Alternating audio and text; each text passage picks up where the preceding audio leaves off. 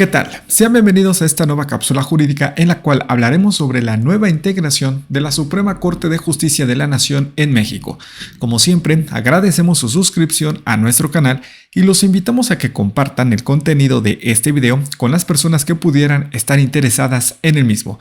Y tal y como lo pueden apreciar en su pantalla, los temas que abordaremos a continuación son los siguientes. Hablaremos sobre la nueva integración de la Suprema Corte de Justicia de la Nación conforme a la reforma judicial que fue publicada en el Diario Oficial de la Federación respecto de la Constitución Política de los Estados Unidos Mexicanos. También hablaremos sobre la eliminación de las salas de la Suprema Corte de Justicia de la Nación y también de la duración del encargo de los ministros que integran la misma. Y en este orden de ideas, pues cabe destacar que el decreto de reforma a la Constitución que modificó esta nueva estructura de la Corte fue publicado el 15 de septiembre del año 2024 en el Diario Oficial de la Federación. Y en este sentido, pues podríamos hablar sobre la modificación del número de ministros que integran la Corte, así como de la eliminación de las salas. Pero para ello, pues basta recordar lo que decía anteriormente el artículo 94 de la Constitución. La Suprema Corte de Justicia de la Nación se compondrá de 11 integrantes, ministras y ministros, y funcionará en pleno o en salas. Esta era la estructura anterior de la Corte.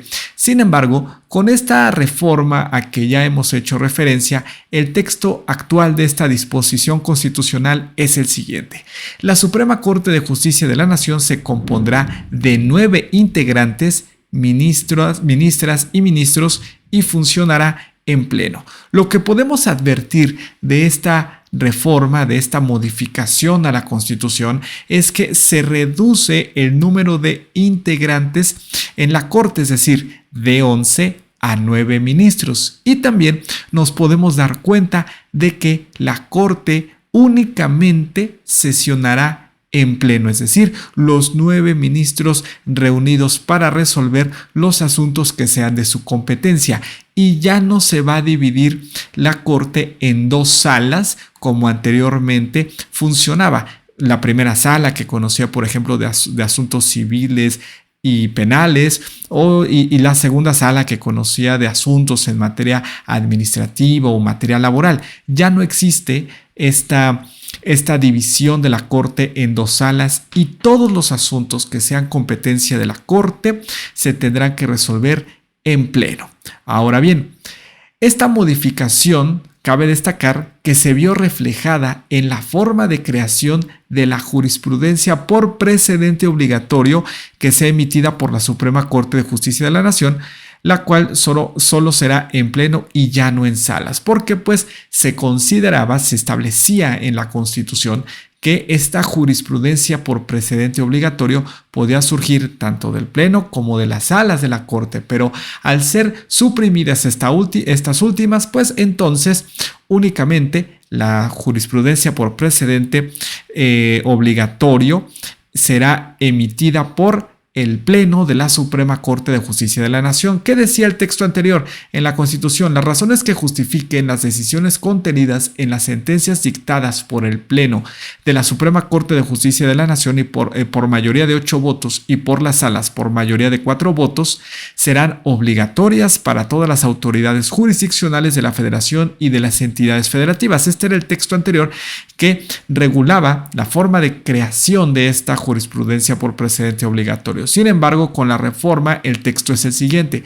Las razones que justifiquen las decisiones contenidas en las sentencias dictadas por el Pleno de la Suprema Corte de Justicia de la Nación por mayoría de 6 votos serán obligatorias para todas las autoridades jurisdiccionales de la Federación y de las entidades federativas. Entonces, como lo hemos mencionado, la jurisprudencia por precedente obligatorio será emitida únicamente por el Pleno de la Corte, porque ya es lo único que existe, y también tomando en cuenta que esta jurisprudencia por precedente obligatorio se emitirá cuando se voten o se alcance una votación de 6 integrantes. Cuando 6 ministros voten en favor de determinada sentencia, de determinadas decisiones o criterios que sean sustentados en sus sentencias, pues se constituirá, se se creará esta jurisprudencia por precedente obligatorio.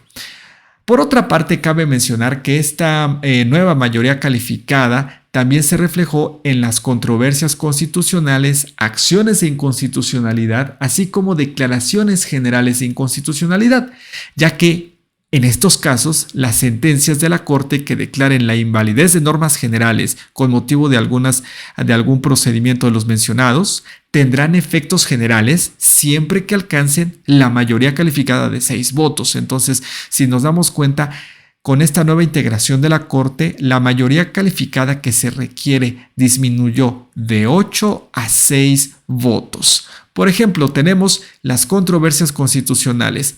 Reforma al artículo 105, fracción primera, dice: siempre que las controversias versen sobre disposiciones generales de las entidades federativas, de los municipios o de las demarcaciones territoriales de la Ciudad de México impugnadas por la Federación, de los municipios o de las demarcaciones territoriales de la Ciudad de México impugnadas por las entidades federativas, o en los casos a que se refieren los incisos C, H, K y L anteriores, y la resolución de la Suprema Corte de Justicia de la Nación las declare inválidas, dicha resolución tendrá efectos generales cuando hubiere sido aprobada por una mayoría de por lo menos 6 votos. Entonces, esta nueva mayoría calificada lo vemos reflejado para las controversias constitucionales de 6 votos, pero también en las acciones de inconstitucionalidad, ya que el artículo 105 de la Constitución en su fracción segunda contempla: las resoluciones de la Suprema Corte de Justicia solo podrán declarar la invalidez de las normas impugnadas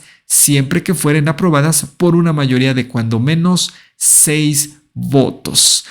Esto también, como en las controversias constitucionales, lo vemos plasmado en las acciones de inconstitucionalidad. Mayoría calificada para declarar la invalidez de una norma general con motivo de una acción de inconstitucionalidad, 6 votos por parte de los ministros de la Corte.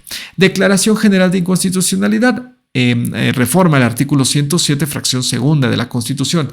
Cuando los tribunales colegiados de circuito establezcan jurisprudencia por reiteración, o la Suprema Corte de Justicia de la Nación por precedentes, en la cual se determine la inconstitucionalidad de una norma general, su presidente lo notificará a la autoridad emisora. Transcurrido el plazo de 90 días sin que se supere el problema de inconstitucionalidad, la Suprema Corte de Justicia de la Nación emitirá, siempre que fuere aprobada por una mayoría de cuando menos 6 votos, la declaratoria general de inconstitucionalidad con efectos generales, en la cual se fijarán sus alcances y condiciones en los términos de la ley reglamentaria. Entonces, esta declaración general de inconstitucionalidad que emita la Corte en este escenario se llevará a cabo siempre y cuando se cuente con una mayoría de cuando menos 6 votos de los 9 ministros que integren la Corte. Y bueno, cabe destacar por otra parte, en cuanto al funcionamiento de esta nueva Suprema Corte, que las sesiones del Pleno serán públicas. ¿Qué es lo que decía el artículo 94 en su texto anterior de la Constitución, por supuesto? En los términos que la ley disponga, las sesiones del Pleno y de la Sala serán públicas y por excepción secretas en los casos en que así lo exijan la moral o el interés público. Esto quiere decir que la Constitución anteriormente contemplaba la posibilidad de que las sesiones de la Corte, ya fueran en Pleno o en salas, se realizaran de manera privada. Sin embargo, con la reforma al artículo 94 de la Constitución, las sesiones ahora siempre tendrían que ser públicas. Dice, en los términos que la ley lo disponga, las sesiones del Pleno serán públicas. Muy bien. Ahora, ¿cuánto tiempo van a durar los ministros en su cargo? Bueno, esto está contemplado en el artículo 94 de la Constitución, que dice lo siguiente: los ministros de la Suprema Corte de Justicia durarán en su encargo 15 años. Solo podrán ser removidos del mismo en los términos del título cuarto de esta Constitución y al vencimiento de su periodo tendrán derecho a un haber por retiro. Ninguna persona que haya sido ministro podrá ser nombrado para un nuevo periodo, salvo que hubiera ejercido el cargo con el carácter de provisional o interino.